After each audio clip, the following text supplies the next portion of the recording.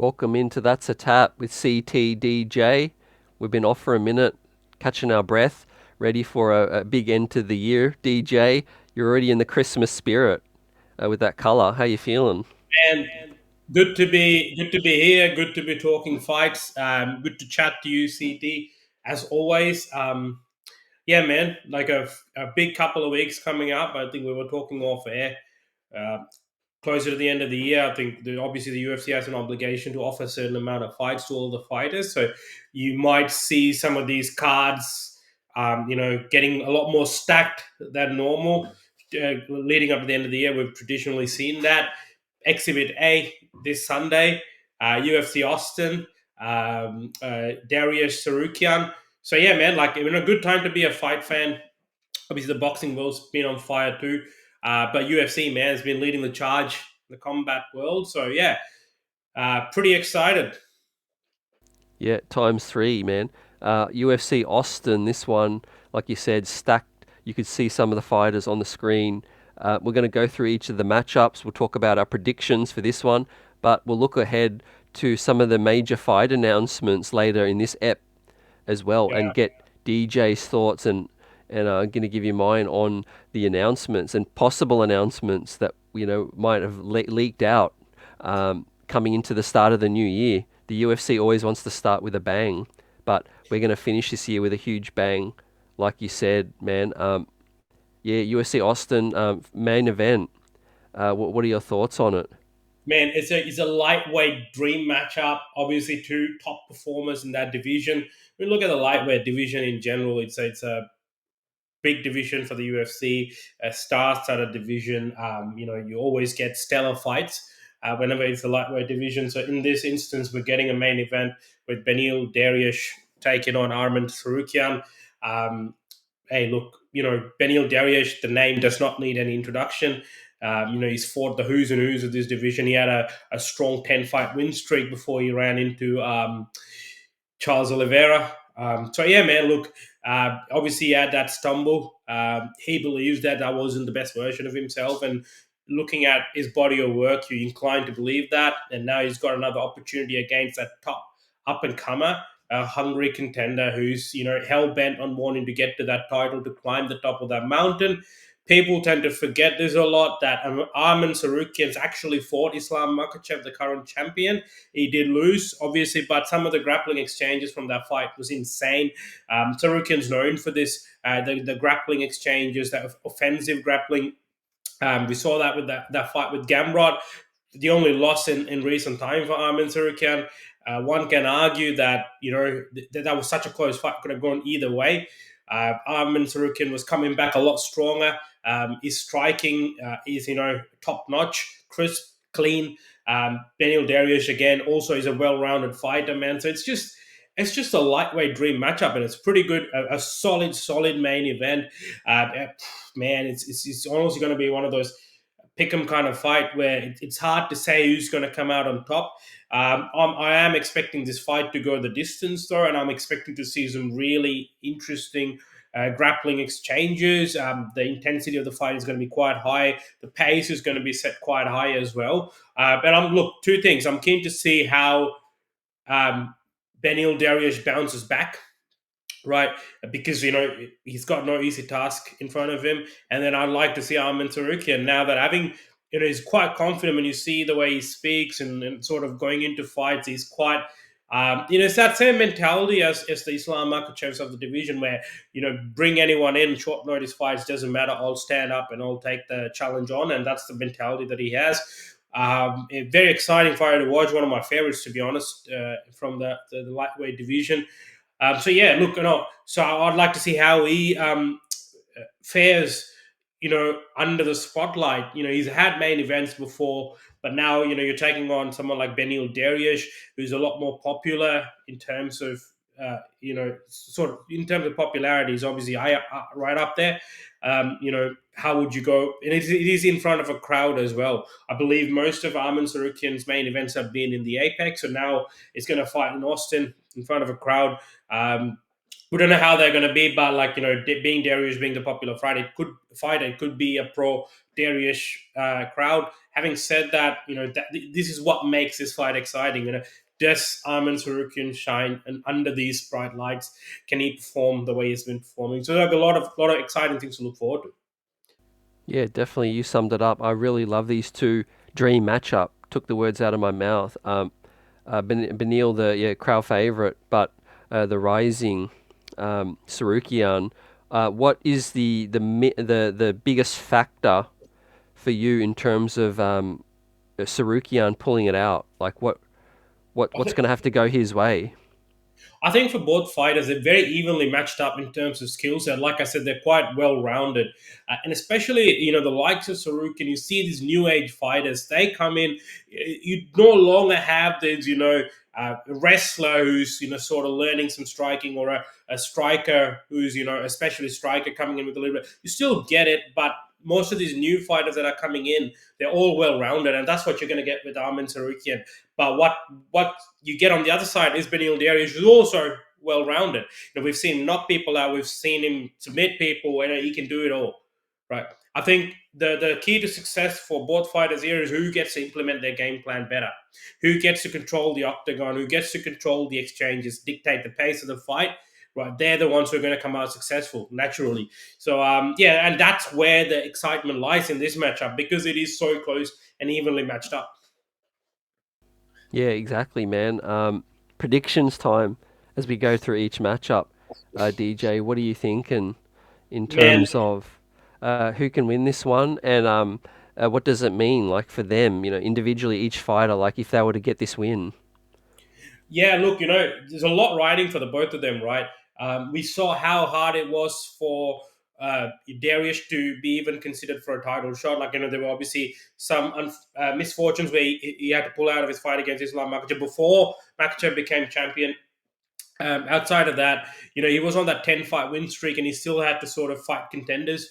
And then, it's so another loss could mean a further fall down the rankings, and that's not what you want in this stacked lightweight division, right? Where anyone can fight for that title at any given time because of how closely contested that division is. For Arman Sarukian, man, a lot rides on this because this is his opportunity to stamp his name, stamp his authority, and put his name in the hat to say, hey, I am a contender. I've fought the champ previously. I was very new to the whole UFC business. Now I'm experienced. I've had some main events under my belt. If he were to get the job done against Benil Dariush, he poses a strong case to be able to consider for that title fight contention.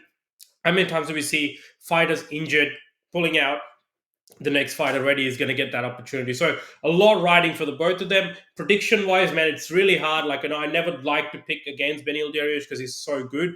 I just think Arman Sarukian's just too focused on what's up ahead, and I think he's when he speaks about his title aspirations, you can't help but jump on that bandwagon. You can't help but feel that he does believe that he is going to get the job done. He's going to climb that mountain, and he's going to obviously fight for that belt. And there's an aura about him, so I'm going to go with that. I'm going to go with that confidence. He's also coming from a very impressive, dominant finish in his previous fight. So I'm going to go with Arman Tsarukyan. What about you, CD?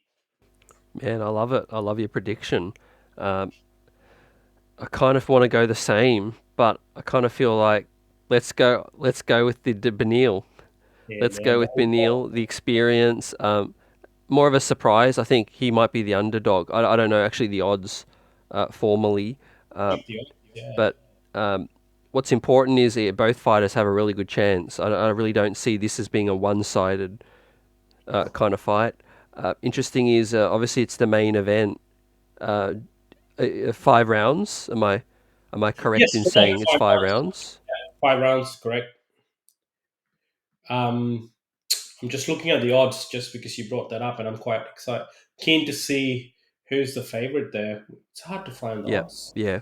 I think I can't find the odds, but it's going to be a situation where both fighters haven't fought for what for a minute. Yeah, Benil hasn't fought since Oliveira. Armin fought a couple of months ago, so yeah, he's pretty fresh. Um, that's right. I do remember that was a fight night as well. that's I correct, think and with he had a Armin. last replacement as well. So yeah. Um, Just while you're doing that, let me ring up the second the co-main Yeah, as well, and we can get the odds up as well. But yeah, huge co-main, which was going to be originally our own or New Zealand's own Dan Hooker, and okay, yeah, Hangman Hooker. Unfortunately, had to have surgery on the arm. It was already a broken arm, and but yeah, he's tweeted out that it's well on the recovery. He's had the operation, but yeah. unfortunately misses out on this one. But it's now Bobby Green stepping in, or Bobby Green will be facing Jalen Turner, who Yeah. stepped in. What came to your mind when you heard that matchup? Badass. I mean, man, look, Bobby Green comes to fight. Name one boring Bobby Green fight. I'll wait. And then you look at Jalen Turner, same thing. Name one boring fight of Jalen Turner. Then the guy comes forward. Remember Jalen Turner's last fight against Dan Hooker, man. It was just crazy. And the funny thing about this whole thing, right, is that I was very excited for Dan Hooker v. Bobby Green, because it is, banger written all over it. um, Breaks his arm, unfortunately. Wish him a speedy recovery. The funny thing is, the person who broke that arm in the first place was Jalen Turner, and now he's stepping in to replace Danuka to take on Bobby Green. So it's kind of poetic in a way. But man, look, the new matchup is pretty good. Look, I've been a massive fan of Jalen Turner for a very long time. Just the way he approaches the fight, his mentality, his skill set. Especially a big fan of his striking. It's just clean, crisp, and I can't shake that fight off my head when he fought Brad Riddell, who was a dominant fighter at the time, and then he took him on and made short work of him. So it's just pretty great, and his mentality in terms of training as well is always grinding. We've seen him, sparring against Sean Strickland's, the Kamsat Chimaevs, and all that. So he's got the right mindset, the right attitude, and you got Bobby Green, man. The guy is just a straight up fighter. Sometimes you get athletes. This guy's a fighter. Right, he's a fighter. That's what he loves to do. He loves to fight. Right, like I think he's said in some interviews where he always fought. Now he makes money for it. So pretty good to see. Pretty great to see his rise as well. So yeah, man. Look, I'm very excited for the entire matchup. So yeah. Yeah, for that one, man, I got to go with my man Bobby Green. Like you said, he's an absolute destroyer. Jalen Turner, short notice fight, man, Yeah. DJ, and I feel like, it hasn't gone in the favor of the guy taking the short notice most recently. We know with Volk, but do you give Turner any chance? What's your Yeah, man. thoughts? Yeah, absolutely. Like I mean, someone like Jalen Turner, these guys are always ready to take on a fight. I mean, yes, it's a short notice fight, but as I said, his mentality when it comes to training is giving it 100%, always in the gym, always grinding. So I think you have always give a chance because it is a fight. Anything can happen. I do believe that though this fight was originally meant to be 5 rounds, got shortened to 3 rounds. But having said that, same thing again. Look, that sort of Bobby Green and is a striker kind of plays into Jalen Turner's strengths. You can't really foresee Bobby Green going in there and trying to grapple Jalen Turner or anyone for that matter. Um, so look, he's just going to go there and stand and bang. He's an OG. He's going to bring his hands and he's going to throw those hands, and that kind of works towards Jalen Turner's strength. I believe it's hard to say, man. Like Bobby Green, he's kind of everything around him kind of distracts you from how good he is as a striker. So I wouldn't even say Jalen Turner has the edge. I think they're equally good. But I just think, yeah, Bobby Green being in camp longer is going to be helpful towards that. So yeah, and the momentum he's had has been pretty good. Like he's come in and you know uh, taken out contenders, taken out undefeated contenders, rising contenders, and when in his last fight he wasn't given a chance against, I believe, Alex Morono, and he made short work of him, first round knockout. So yeah, man, like I think he's riding that momentum. So yeah, I'm gonna go with Bobby Green as well. Yeah, yeah, we both agree on that, and really another really exciting fight for this card. But you go further down the list, man, and the names just grow and grow. Davison Figueiredo, Rob Font. Man, that's how you know this is a stacked fight night. And yes, Davison's obviously taken some losses in some Yeah, title fights, but yeah, for this to be the third fight in a fight night, Austin, those guys are in for a treat. yeah. What do you think with this matchup, man? Crowd Yeah, favourites all around. how good is his main card? Like, if the whole cards, the main card is insane. Even the prelims are stacked. And CT, just before we get into that, I've just got to say, you're the odds man. I've been trying to find the odds. I can't. So I'm going to leave that with you. So yeah, look, Rob Font, Davison Figueiredo. Now, interesting point to note is that Davison Figueiredo is making his debut in the bantamweight division. Now he was the former flyweight champion. Fought Brandon Moreno 4 times. Obviously, the last fight wasn't successful. Cited a lot of weight cut issues, and hence the move to bantamweight, which has been a plagued sort of transition, I guess, because he had to withdraw a couple of times. Dana White, obviously, giving his thoughts on it as well. How the fight, his debut, his bantamweight debut has been plagued with pullouts, etc. We're getting to see it. Right, he's made it to the media day. I think we're getting it. I'd love to see. Look, let's not forget the fact that Davison Figueiredo is a certified badass. What he did in that division, in that flyweight division, was insane. Right, even going toe to toe with Brandon Moreno, who we know how good he is. Drawing one fight where, like, if not for that point deduction, he would have won that first fight, and we might not even have seen the next three fights had he won that fight. But it was such an exciting fight. I believe it would have would have happened. Then we saw Moreno winning it, and then Figueiredo winning it back, and then obviously Moreno going back to grabbing that title, and now we see him step into the bantamweight division. But he's not coming in and taking any favors. He's going to fight Rob Font, man. Like, again, another elite fighter. Has been in the top five previously. Was on his own run before certain stumbles, but on any given day, man, Rob Font can turn it on, and he's going to take on Davison Figueiredo. I think it's a tall task for Figueiredo stepping into a bigger weight division.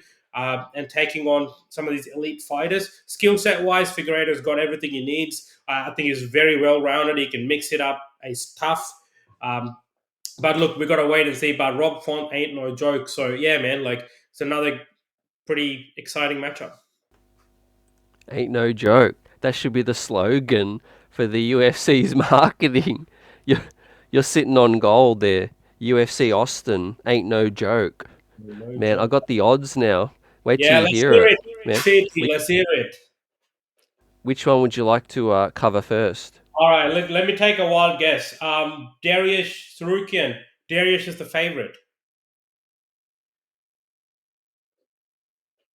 Did I No, get the that right? opposite. Ah, Tsarukyan. oh, Tsarukyan's heavy favourite. done. Damn. Okay. Um, Bobby Green, favorite. Bobby Green is huge underdog in the odds. Right. Keep me keep me away from these betting machines. Yeah, don't make me bet on anything because No, I'm gonna seriously, shoot that's a off. surprise to me because they really are rating Jalen Turner, Yeah. who in the Australian market at Sportsbet is coming in at $1.47. Bobby Green at 270. Hey, look, I'm not surprised. What surprises me is, I mean, if Jalen Turner was a favorite, wouldn't have surprised me. But the fact that you're saying he's a heavy favorite, that kind of, especially given that short notice, he needs to come into, like, while I said, Jalen Turner is someone who constantly trains, but still not having a specific camp towards a certain opponent. Then again, Bobby Green applies the same to Bobby Green as well, I guess. But yeah, I'm still surprised that it's such a big margin.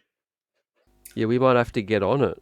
And what about Rob Font Figueiredo? Who do you think's favourite? I'm gonna say, look, if I get this wrong, right, do not get me near a betting machine. All right, Rob Font, his favorite. Yep, you are correct. But it's Wow. close. That's the closest out of all of them. Oh, yeah. So Font's $1.70, Figueiredo 2.15. That's not a That big that margin at yeah, all. that could fluctuate throughout the week. You know. That's the thing, man. The other thing is, the closer you get to the fight, it starts fluctuating more. Like just say, for example, someone here struggles to make weight, that could tip the lines a little bit as well. So yeah, so we got that. We got Figueiredo. Wait, did we give the predictions for Figueiredo Font? No. So I'll give you mine. Yeah. My prediction is that Figueiredo, I think, is gonna bounce back. I think he knows how important this is to get a win. Otherwise, things are really looking like he's fallen off a waterfall. What about you? Man, look, yeah, look, I get the scenario that you're painting for Figueiredo, but I think Rob Font's going to get it done, man. I mean, he's been in this division. He's quite hungry to prove himself as well.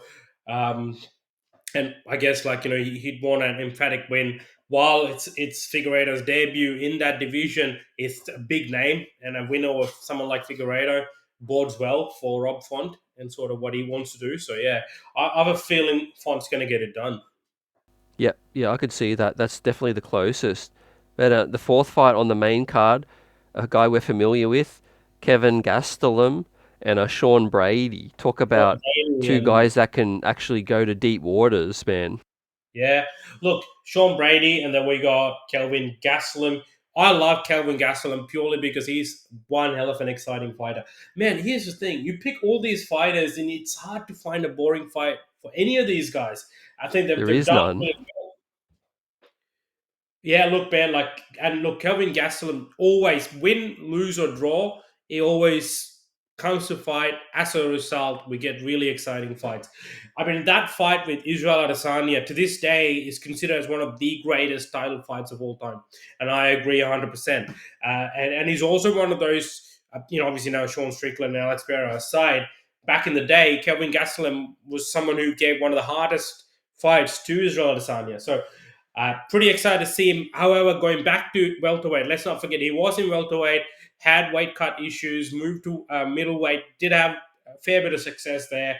Lately hasn't gone his way. Decided to make some changes. Seems like he's done well in terms of the weight cut and getting down to welterweight. He also had to pull out a couple of times due to injuries.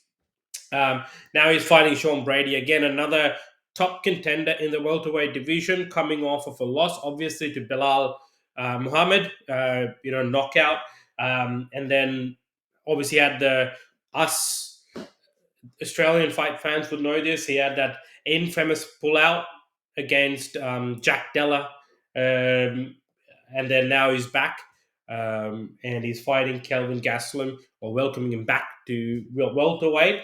I think it's pretty good, man. Like, I mean, if Kelvin Gastelum could get this done, it injects a little bit more energy and excitement into that welterweight division. Or if Sean Brady's able to get it done, then again, like, and obviously he was undefeated before that Bilal Muhammad fight, so exciting to see how he comes back into that win column, and is he able to bounce? Sometimes you see these undefeated fighters that zero is quite important to them, and that goes, it could affect them mentally. Hopefully that isn't the case here, but it'll be good to see how Brady comes back. And is he still is he going to be a bit gun shy? Is how he's going to react to that coming off of a loss? And then yeah, look at Kelvin Gastelum, how he fares in welterweight. Will that power carry through? And in terms of the weight cut, how much weight is he able to gain back on fight night? There's a lot of questions there too. Yeah, that's going to be the biggest storyline for me. Kelvin, I know really well from the middleweight, and a guy who can give as much or take as much as he can give. And yeah, this is might be one of my favorites actually for the card. And I'll get you the one you're most looking forward to.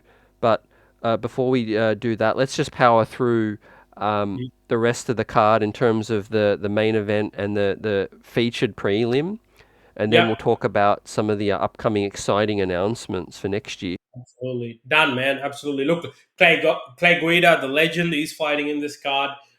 This guy's been there since the 2000s, a staple of the UFC, an absolute legend. Again, quite exciting to watch. So he's fighting Joachim Silva, Soriano, from the same gym as Sean Strickland, well known for his power. Highlight rule knockouts. He's taking on Dustin Stoltzfus. Hope I said that name right. Again, another pretty exciting matchup to kick off the main card. We know that when Soriano's in there, it's going to be a quick night. We've got the feature prelim, Misha Tate, a big name in that women's bantamweight division, taking on Julia Avila. So Misha Tate coming off of a loss, obviously, will be good to see. If she can bounce back again, these big names inject a lot more excitement into these divisions. So it bodes well for the whole division when these big names could, get back on that win column. Yeah, definitely, man. We could talk about this one for a long time. To me, it's as good as a very a very shallow pay per view. I mean, Yeah, probably better that with a really big main event. yeah, no, absolutely, man. Like 100%. Like you add a title fight to this on top, it's pretty much a pay per view, I guess. Yeah, glad that they stacked these late. Um, but yeah. Before we move on, DJ, what's the one you're most looking forward to? The main event, man. The main event. I think.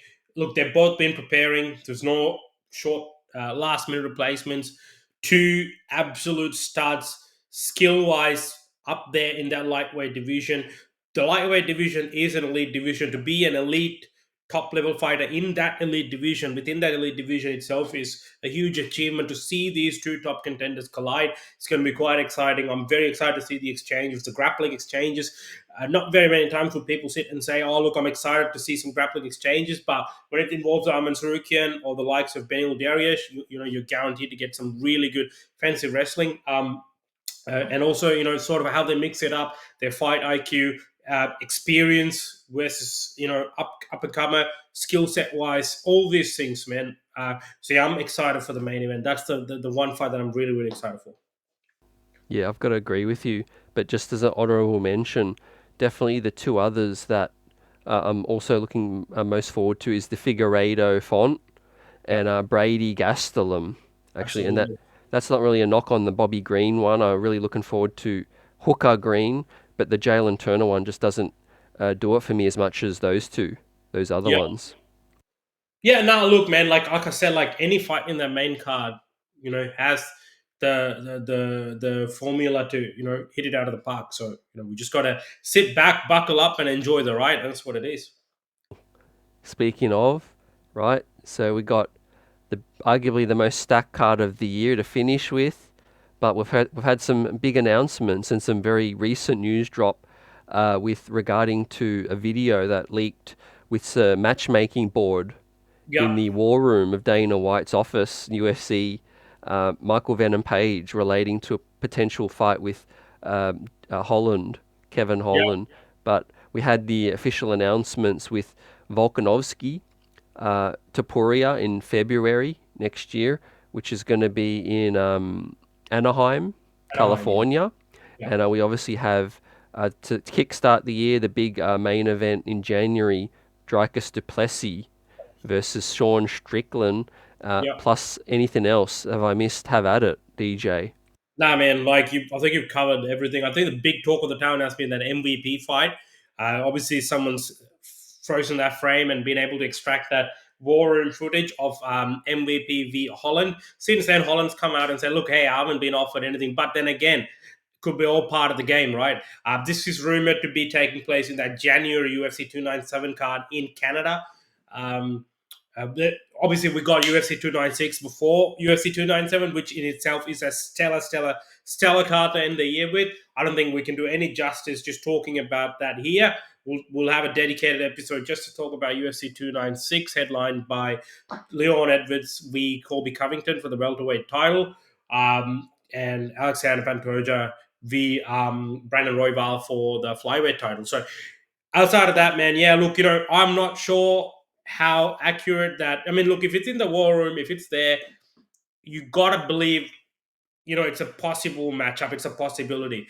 Um, we know Kevin Owens game to fight anyone. I can't see him turning anyone down. Tailor-made matchup for someone like MVP who's coming into the. We know he's a striker. He's a showman inside that cage.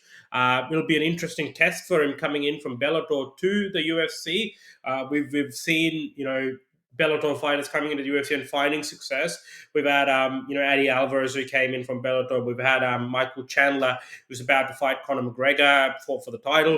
And now we've got MVP, a well-known fighter. There's only a few fighters outside of the UFC who are well-known. So yeah, look, that'll be exciting. And adding that to the already stacked UFC 297 card just makes my mouth water in terms of the fights that are presented to us. So yeah, man, the next few months or what's been announced so far is pretty exciting. I'm pretty excited to see what's coming from the UFC stable. I do want to talk about an event or an incident outside of the UFC, which is the PFL. A feel good story, obviously. We like underdogs, man. The reason is because we can all relate to it, right? And I think whenever there is an underdog story, I just latch onto it. And this is one such story. Not many years ago, you would recognize this name for all the wrong reasons, obviously. Impa Kasanganai. If you don't recall, he was fighting Joaquin Buckley, and then had that viral knockout. I was in the middle of that pandemic. The spinning kick, which just froze him. Many memes were made out of that. Joaquin Buckley shot to fame thanks to that knockout.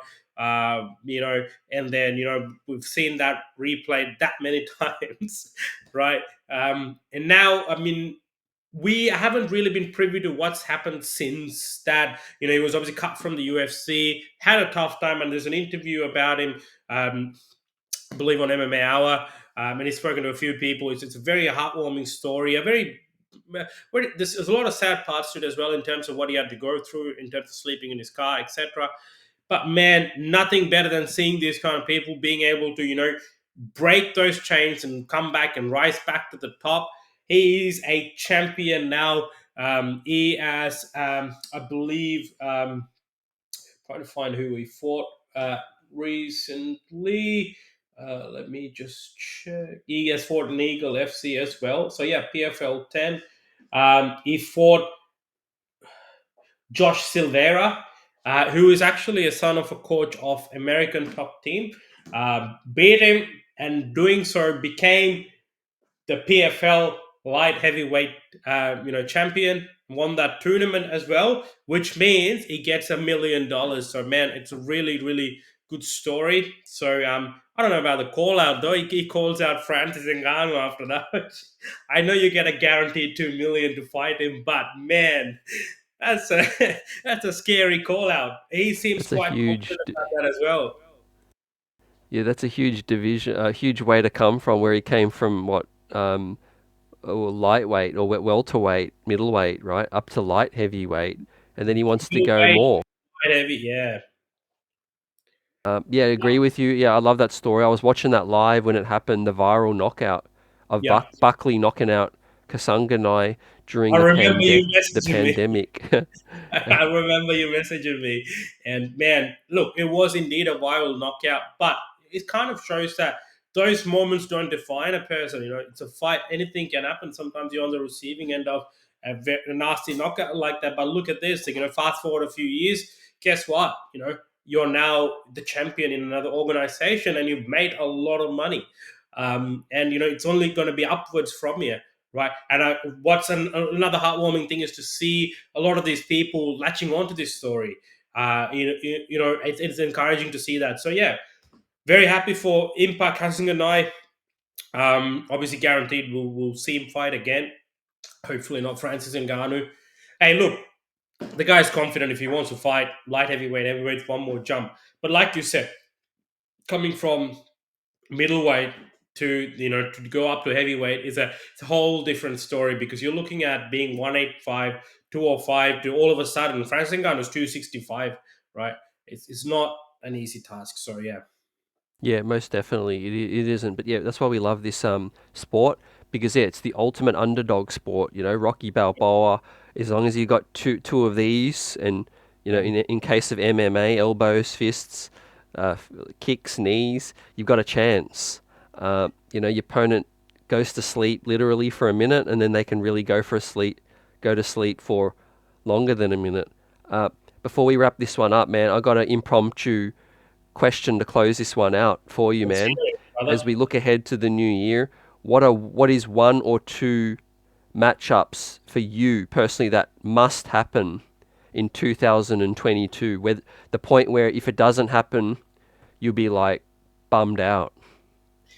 All time wish list, right? In the UFC, I think in the boxing world, I'm getting what I asked for, which is Fury versus Usyk. Although the shine has been taken off a little bit with how both their last fights went, still pretty excited. Anyway, UFC, MMA, man, ultimate wish list will be John Jones versus Francis Ngannou. Somehow try and make that happen because it's just two badasses. Either way, anything John Jones, I'd like to see that. I'd like to either see John Jones come back and fight Stipe, but having seen Tom Aspinall win the interim title, I'd actually like to see John Jones v Aspinall. Right, John Jones's legacy is intact; it doesn't go anywhere. So I would like to see that. And then obviously the other one is, you know, the big blockbuster fighter, Conor McGregor. I'd like to see him return. I'd like to see him fight Michael Chandler. I think the fight business is a better place with McGregor fighting in it. Hopefully, we get the best version of him. Just to see him back and see him sort of in that octagon again. Yeah, I love it.